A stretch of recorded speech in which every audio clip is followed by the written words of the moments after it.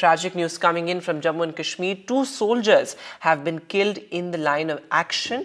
This after there was a fierce gun battle between terrorists and security forces in the Kokernag area of the Anantnag district, which has been pretty vulnerable to militancy, particularly in the past couple of years. This year particularly, several civilians are injured as well. The encounter is still underway, is what the latest reports seem to suggest.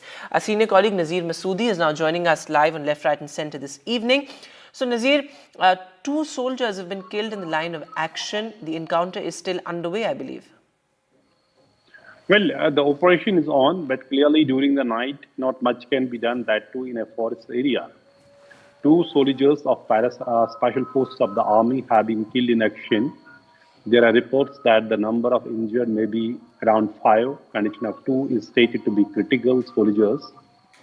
2 civilians have also been injured. According to army, they were injured after terrorists resorted to heavy firing on them, indiscriminate and desperate firing. But in a subsequent tweet by the army, that they said that the terror incidents of the civilians are also being ascertained. So kind of a bit confusing statement if they were civilians or they have been the terror sympathizers or part of the terror network. If they were so, why terrorists fired at them?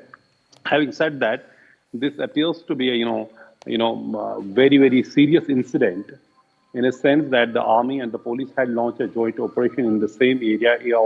It is a question of investigating whether the information has gone terribly wrong, because the way the army has suffered casualties in this area. This is the second major encounter in this Kokernag area of Ahlan Gadole in last 1 year. In September last year, an army colonel, a major and a police DSP were killed in the same area.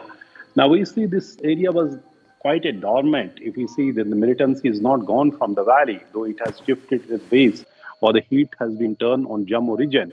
But while the number of militants is quite high, particularly foreign militants in the valley, in the mountains, in the forests, but they have been quite lying low.